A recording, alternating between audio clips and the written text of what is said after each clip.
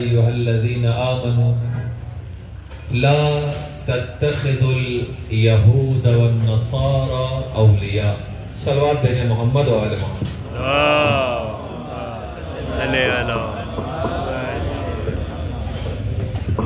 عزیزان گرامی قدر، آپ سب یہاں پہ اکٹھا ہوئے ہیں، جمع ہوئے ہیں پارا چنار کے مظلوم مومنین کے ساتھ اظہار یکجہتی کے لیے.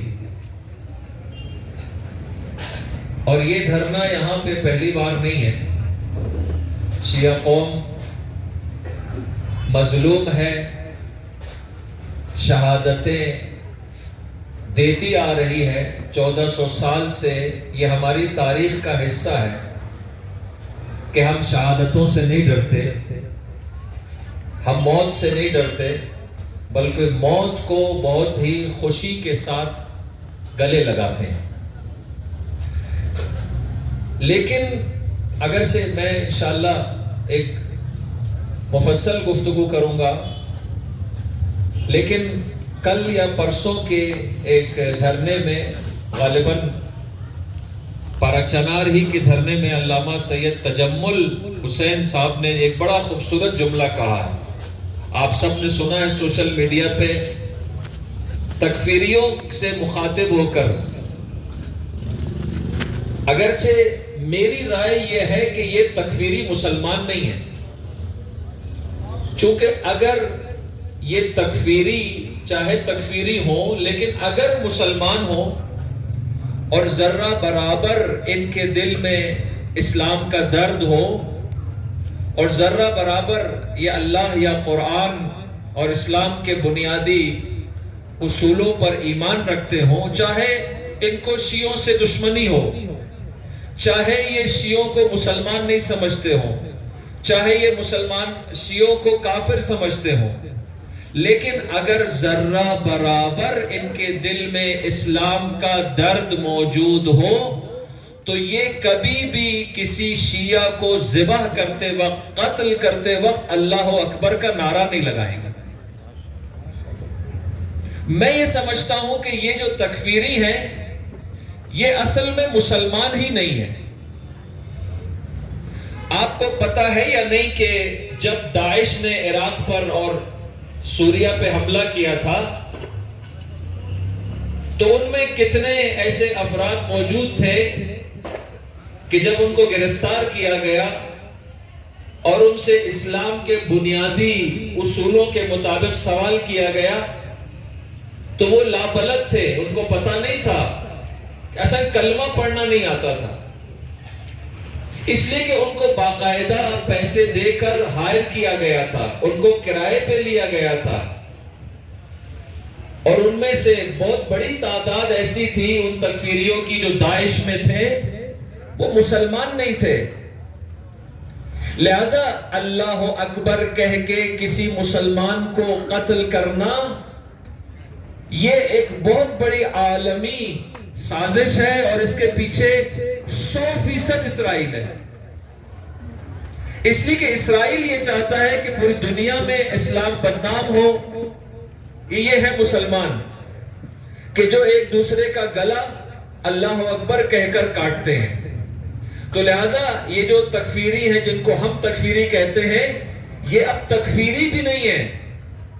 تکفیری تو شاید وہ ہو سکتے ہیں نا کہ جو خود کو مسلمان سمجھتے ہوں، لا الہ الا اللہ محمد رسول اللہ کا کلمہ پڑھتے ہوں اور دوسرے مسلمانوں کو کافر سمجھتے ہیں، وہ کہلاتے ہیں تکفیری. لیکن یہ تو تکفیری بھی نہیں ہے، یہ یہود و نصارہ کے لیے پیسے لے کر کام کرنے والے لوگ ہیں. ان کا دین کیا ہے، ایمان کیا ہے، کچھ نہیں معلوم. ان میں مختلف افراد دنیا بھر کے جو کرائے پہ کچھ بھی کرنے کے لیے تیار ہوتے ہیں، وہ لوگ اس طرح کی تنظیموں میں آ کے کام کرتے ہیں. داعش میں اور دیگر جو دہشت گرد تنظیمیں ہیں، ان میں مسلمان جو ذرہ برابر خدا پر اعتقاد رکھتا ہے اور ایمان رکھتا ہے، وہ یقیناً اللہ اکبر کہہ کے کسی مسلمان کا گلا نہیں کاٹے گا. اس لیے کہ اسے اتنا شعور ضرور ہے کہ میں اللہ اکبر کہہ کے جب کسی مسلمان کا گلا کاٹوں گا تو کل یہ جب بات دنیا تک پہنچے گی، یہ ویڈیو وائرل ہوگی تو اس سے بدنامی اسلام کی ہوگی. کبھی کوئی مسلمان یہ کام نہیں کرے گا.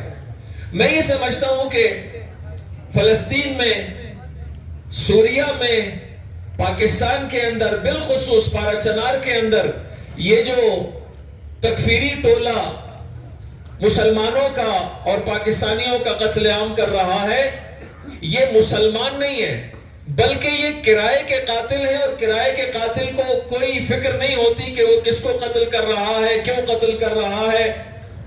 وہ پیسے لے کر قتل کرتا ہے. میں چاہتا ہوں کہ کچھ عالمی حالات کے تناظر میں پارا چنار کے مسئلے پہ جو بندہ حقیر کی رائے ہے، میں جو حالات اور واقعات کو دیکھ کر جو کچھ سمجھ رہا ہوں وہ آپ تک پہنچاؤں. دیکھیں 3 ممالک پہ، بلکہ 4 ممالک پہ حملہ ہوا، جن میں سے بعض ممالک کی حکومتیں اس حملے کے نتیجے میں ختم ہو گئی. سب سے پہلے آپ دیکھیں کہ 1979 یا 80 میں صدام نے ایران پہ حملہ کیا. ابھی تازہ نئی حکومت آئی تھی، اسلامی انقلاب کامیاب ہوا تھا اور شاہ ایران چھوڑ کر بھاگنے پر مجبور ہوا. میں ایک ہسٹری بتا رہا ہوں مختلف ممالک پہ جو حملے ہوئے ہیں اور ان کے جو نتائج ہمارے سامنے موجود ہیں، جو ہمارے اور آپ کے مشاہدے سے گزرے ہیں. یہ کوئی ہسٹری، تاریخ 100 سال 200 سال پرانی تاریخ بیان نہیں کر رہا. یہ وہ ہسٹری ہے جو آپ کے سامنے کی ہسٹری ہے، جس کو آپ نے خود اپنی آنکھوں سے مشاہدہ کیا ہے، دیکھا ہے. تو جب عالمی استکبار امریکہ، اسرائیل اور یورپی ممالک کے کہنے پر صدام نے ایران پہ حملہ کیا، تو آپ کو پتا ہے کہ جو شاہ ایران کی فوج تھی وہ بالکل اس جنگ میں انوالو نہیں ہوئی. ایرانی قوم نے خود اپنا دفاع کیا. صدام نے اور صدام کے جرنیلوں نے اعلان کیا تھا، اور صدام نے ویڈیو میں ٹی وی پہ آ کے اعلان کیا تھا کہ ہم 1 ہفتے بعد تہران میں صبح کا ناشتہ کریں گے. یہ اگر جن کو بزرگوں کو پتا ہے وہ تصدیق کریں گے میری بات کی. صدام نے اعلان کیا ٹی وی پر آ کے عراق کے اندر اپنے نیشنل ٹیلی ویژن کے اوپر کہ ہم 1 ہفتے کے اندر تہران میں جا کر صبح کا ناشتہ کریں گے. فوج نام کی کوئی چیز نہیں تھی، چونکہ جو فوج تھی وہ پہلوی اور شاہ ایران کی فوج تھی، اور وہ سب کے سب جو ہے وہ بھاگ گئے تھے، ادھر ادھر تتر بتر ہو گئے تھے. منظم فوج نہیں تھی، جس کے نتیجے میں موقع تھا صدام کو، اور صدام نے امریکہ، یورپ کے کہنے پہ حملہ کیا. پورا یورپ مل کر صدام کی مدد کر رہا تھا. صدام نے حملہ کیا، لیکن ایران کے غیرت مند لوگوں نے اپنے ملک کا دفاع کرنا شروع کیا. فوج نے دفاع نہیں کیا، کسی سیکیورٹی ادارے نے دفاع نہیں کیا، عوام نے دفاع کیا. اور اس دفاع کے نتیجے میں چونکہ فوج نہیں تھی، اگر فوج ہوتی، فوج مقابلہ کرتی ایران کی صدام کے ساتھ اور صدام کی فوج کے ساتھ، شاید جنگ کا نقشہ جلدی چینج ہو جاتا. لیکن چونکہ طاقت کا توازن نہیں تھا دونوں طرف سے، ایک طرف دنیا کی طاقتور فوج یعنی صدام کی فوج، اور اس کے پیچھے یورپ کے تمام ممالک، امریکہ، اسرائیل اور تمام یورپ کے ممالک اسلحہ دے رہے ہیں، مدد کر رہے ہیں، مالی تعاون کر رہے ہیں. اس کے باوجود چونکہ ایران کی طرف سے جو دفاعی پوزیشن سنبھالی وہ فوج نے نہیں سنبھالی بلکہ عوام نے سنبھالی، لہٰذا اس کے نتیجے میں یہ جنگ اتنی طولانی ہو گئی کہ 8 سال تک اس جنگ کا کوئی نتیجہ نہیں نکلا. 8 سال تک جو ہے وہ لڑتے رہے دونوں ملک. 8 سال کے بعد آخر جنگ بندی ہو جاتی ہے. تقریباً 8 سے 10 لاکھ افراد یا اس سے بھی زیادہ شاید اس جنگ میں دونوں طرف سے قتل ہوئے اور دونوں مسلمان. اب آ جائیں یہ ایک واقعہ, آپ توجہ رکھیے گا. دوسرے نمبر پہ افغانستان کی مثال ہے. ابھی 3 سال پہلے اشرف غنی کی حکومت ہے, فوج ہے, ادارے ہیں, سب کچھ ہے, لیکن عالمی سیاست اور سازش کے تحت افغانستان پر ایک بار نہیں 2 دفعہ طالبان کا قبضہ ہوتا ہے. آج سے 15-20 سال پہلے ایک طالبان تھی, اس نے حکومت کی, یعنی ایک ملک کا تختہ الٹ دیا, اور الٹنے کے بعد طالبان کی حکومت آئی. وہ طالبان کسی اور فکر کے تھے, امریکہ نے ایک تجربہ کیا لیکن وہ تجربہ ناکام ہوا. پھر اس کے بعد اب یہ طالبان کا ایک دوسرا ایکسپیریمنٹ کر رہا ہے امریکہ افغانستان کے اندر. تھوڑا سا ان کے اندر چینجنگ لا کے, ان کا سافٹ ویئر ذرا چینج کر کے کہ تھوڑا سا نرم سافٹ ویئر ہو, پہلے کی طرح شفاف نہ ہو, ظالم نہ ہو, تھوڑا سا چینجنگ لائے ہیں, ایک نئی حکومت آئی ہے. اچھا, اشرف غنی کی حکومت کتنے دن میں ختم ہوئی آپ کو پتا ہے؟ ہفتہ 10 دن کے اندر ایک فوج مقابلہ نہیں کر سکی. مقابلہ کیا نہیں, کرنا ہی نہیں تھا,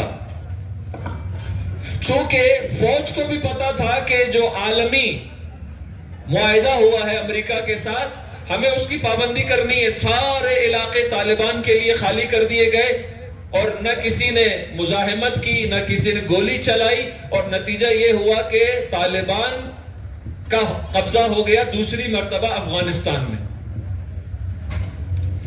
اس کے بعد آ جائیں تیسری مثال. ابھی حال ہی میں آپ کے سامنے ہے سوریہ, شام. داعش نے پہلے حملہ کیا. داعش نے صلوات بھیجے محمد والے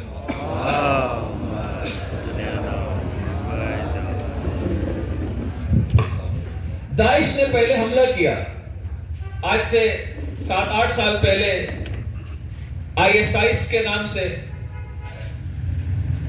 شام اور عراق کو, دونوں کو اپنے قبضے میں لینے کے لیے. داعش والے بھی بالکل طالبان کی پہلی حکومت کی طرح شفاف لوگ تھے, جنہوں نے ہزاروں مسلمانوں کا عراق میں اور شام کے اندر قتل عام کیا. اور ایک واقعہ آپ نے سنا ہوگا اسپائکر کے نام سے, جو عراق میں ہوا. عراق کے ایک یونیورسٹی کے اندر, اس یونیورسٹی کے سینکڑوں طلبہ کو قتل کیا گیا اور ان کو دریا میں پھینک دیا گیا, اور یہ کام داعش کا تھا. پھر اس کے بعد جب دیکھا کہ نہیں, اس کے مقابلے میں آیت اللہ العظمیٰ سید علی سیستانی مرجع تقلید شیعیان جہان نے جب فتویٰ دیا, تو عراق میں حشد الشعبی کا قیام عمل میں لایا گیا.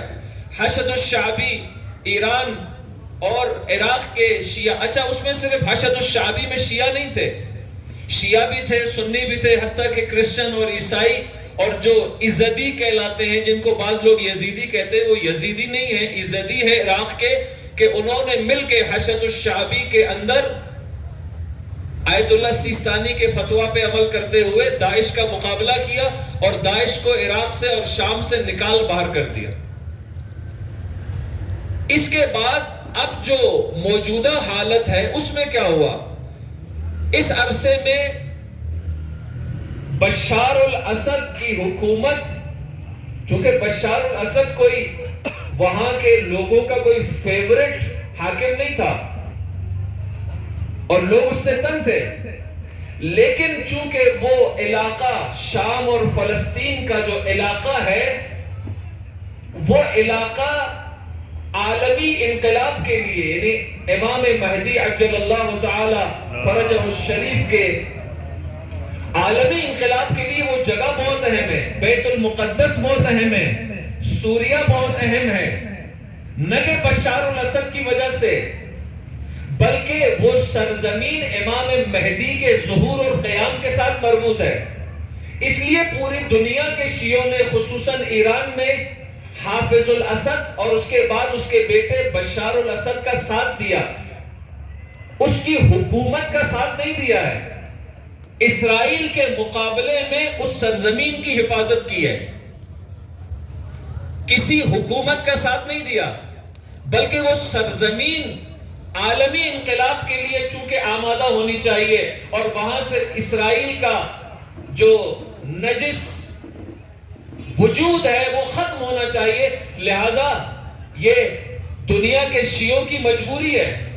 وہ الگ بات ہے کہ پاکستان کے ہمارے بہت سارے شیعہ منفی پروپیگنڈے کا شکار ہو کے نہیں مانتے ہیں، لیکن آج وہ اس بات کو تسلیم کر رہے ہیں بہت سارے شیعہ، اور ان کو پتہ چل جائے گا مزید چند سال کے بعد جب یہ آگہی، یہ شعور، یہ پروپیگنڈے کی جنگ جیسے جیسے گرم ہوتی جائے گی اور انسانوں کے شعور میں اضافہ ہوگا، انہیں پتہ چلے گا کہ ایران نے اگر سوریا کے اندر سوریا کی حفاظت کی ہے تو وہ بشار الاسد کی حفاظت نہیں کی، حقیقت میں اس سرزمین کی جو فلسطین کی سرزمین کے ساتھ ملحق ہے، اور دوسری طرف اسرائیل کا نجس وجود ہے، اس نجس وجود کو ختم کرنے کے لیے اور سرزمین مقدس کی حفاظت کے لیے ایران نے وہاں پہ قدم رکھا ہے، اور یہ قدم بھی ان حکومتوں کی اجازت سے رکھا ہے۔ لیکن جب بشار کی حکومت تنگ آ گئی ان حالات سے، تو اس نے امریکہ کے ساتھ، سعودی عرب کے ساتھ اور مختلف جو ممالک ہیں ان کے ساتھ ڈیل کرنے کے بعد اس نے اپنے آپ کو ایران سے دور کر لیا، اور دور کرنے کے نتیجے میں آپ نے دیکھا کہ شام کی ایک فوج ہے نا، ایک ملک ہے، ایک فوج ہے، ایک حکومت ہے، ایک انفراسٹرکچر ہے، ایک سسٹم ہے، وہ سسٹم دیکھیں ایک ہفتے کے اندر اندر کولیپس ہو گیا، ختم ہو گیا، اور جولانی بڑے آرام سے آ کے تمام اس ملک کے اوپر قبضہ کر لیا جولانی نے۔ یعنی اگر کسی ملک کا حاکم، اگر کسی ملک کی فوج اگر کسی اور کے ہاتھ میں کھلونا بن جائے تو پھر معمولی سی ایک دہشت گرد تنظیم پورے ملک پہ آ کے قبضہ کر سکتی ہے۔ میرے خیال میں اس وقت جو پارا چنار کا معاملہ ہے، اب میں ان چند واقعات کو پارا چنار کے ساتھ ملانا چاہتا ہوں کہ دیکھیں پارا چنار کا مسئلہ کیا ہے۔ پارا چنار 3 طرف سے افغانستان کے اندر گھرا ہوا ہے، اور وہاں رہنے والے اہل بیت کے محب ہیں، سنی ہو یا شیعہ ہو فرق نہیں پڑتا۔ تکفیری ٹولہ فقط تنظیمی شکل میں ہے جن کی پشت پناہی عالم استکبار کرتی ہے۔ کبھی بھی بھئی یہاں پر بھی کوئٹہ میں بھی فسادات ہوئے، آپ بتائیں کہ ہمارے اور آپ کے محلے میں رہنے والے شیعوں نے کتنے سنیوں کا قتل کیا، کتنے سنیوں نے کتنے شیعوں کا قتل کیا؟ کسی شیعہ نے سنی کا قتل نہیں کیا، کسی سنی نے شیعہ کا قتل نہیں کیا۔ اگر کسی نے کوئی کارروائی کی ہے تو وہ باہر سے آئے ہوئے دہشت گردوں نے کی ہے۔ یہاں پہ اسی چوک کے اوپر دھماکہ کیسے ہوا؟ کسی سنی نے، اس محلے کے سنی نے کیا تھا؟ نہیں، اس محلے کے یا کسی سنی نے جو ہمارے ساتھ پیار محبت کے ساتھ اور ہم ان کے ساتھ بھائی چارگی کے ساتھ رہتے ہیں، نہ یہ کسی شیعہ کا کام ہے نہ یہ سنی کا کام ہے، یہ دہشت گردوں کا کام ہے جو کرائے کے قاتل ہیں، پیسے لے کر کرتے ہیں۔ لہٰذا یہ جو علاقہ ہے میرے خیال سے جو مجھے سمجھ میں آتا ہے اور حالات و واقعات بتاتے ہیں کہ اس میں ہماری حکومت، ہمارے کچھ ادارے ملوث ہیں، ہمارے کچھ اداروں کے مفادات ہیں۔ سب سے بڑا مفاد جو آج کسی دوست نے اشارہ کیا، وہاں کی معدنیات ایک بہت اہم مسئلہ ہے عالمی طاقتوں کے لیے۔ جس طرح سے بلوچستان کو ڈی سٹیبلائز کیا گیا ہے، یہاں ناامن کیا گیا ہے، کیوں؟ چونکہ یہاں جو وسائل ہیں، معدنیات ہیں، منرلز ہیں، یہ پوری دنیا کے لیے قیمتی ہیں۔ جہاں سے گیس نکلتی ہے وہاں کے لوگ گیس سے محروم ہیں۔ جہاں سونا نکلتا ہے وہاں کے لوگ پینے کا صاف پانی ان کو میسر نہیں ہے. یہ کون کر رہا ہے؟ اس میں اگر ہماری حکومت اور ہمارے ادارے اگر ملوث نہیں ہیں تو کون کر رہا ہے؟ آخر بلوچستان کے عوام کو صاف پینے کا پانی کیوں نہیں ملتا ہے؟ بلوچستان کے گاؤں دیہات میں ایک اچھا اسکول کیوں نہیں ہوتا ہے؟ صرف وڈیروں اور سرداروں کی اولاد پڑھتی ہے اور وہی حکومت میں آتی ہے. ایک غریب پڑھ کر کسی اچھی پوسٹ پر کیوں نہیں جاتا بلوچستان کے اندر اور دیگر علاقوں کے اندر؟ تو یہ ایک عالمی اسٹیبلشمنٹ ہے. میں یہ سمجھتا ہوں کہ اس وقت پارچنار کا جو مسئلہ ہے وہ اسرائیل کے مسئلے کے ساتھ کہیں نہ کہیں پیوست ہے، جڑا ہوا ہے.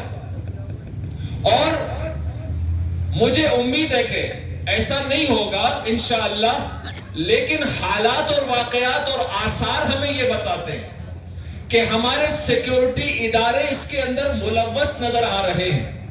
انشاءاللہ ایسا نہیں ہونا چاہیے اور نہیں ہوگا، لیکن آثار بتا رہے ہیں.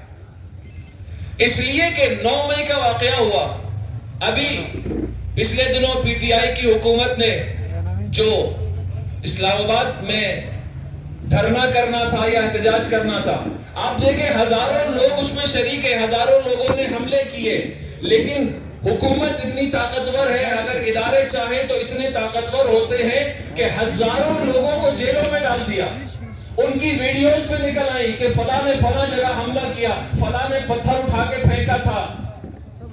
یہ تمام ویڈیوز موجود ہیں، ان کے خلاف کیسز ہو رہے ہیں، ان کو گرفتار کیا جا رہا ہے.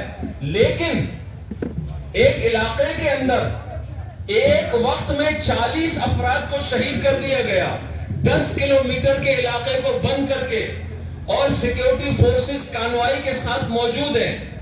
اس کے باوجود 40 بے گناہ افراد جن میں مرد، عورتیں اور بچے، چھوٹے معصوم بچے دودھ پیتے ہوئے قتل ہو گئے، لیکن ہمارے سیکیورٹی اداروں کے کانوں پر جوں تک نہیں رہیں گے. ہمارے جرنلوں نے جا کے ان شہداء کے گھرانوں میں جا کر ان کے ساتھ جو ہے وہ یکجہتی کا اظہار کرنا گوارا نہیں سمجھا. اور ابھی 2 جوانوں کو شہید کیا گیا، ان کے گلے کاٹ کے اس کی ویڈیو جاری کی گئی. ہماری حکومت ٹس سے مس نہیں ہو رہی ہے، چونکہ نہیں کرنا چاہتی حکومت، وہاں امن برقرار نہیں کرنا چاہتی. اس لیے امن اگر برقرار ہو جائے گا تو پھر کچھ لوگوں کے مفادات خطرے میں پڑ جائیں گے. اس میں میں یہ کہتا ہوں، میں یہ سمجھتا ہوں، یہ میری ذاتی رائے ہے کہ اگر اس میں سیکیورٹی ادارے اور حکومت ملوث نہیں ہے تو وہاں امن قائم ہو جانا چاہیے. اگر اس کو پاکستان کا حصہ سمجھتے ہیں، اگر ان کو پاکستانی سمجھتے ہیں تو کب کا امن قائم ہو جانا چاہیے تھا. لیکن وہاں امن قائم نہیں ہو، ریاست کی اجازت کے بغیر ایک پرندہ پر نہیں مار سکتا. آپ ایک یہاں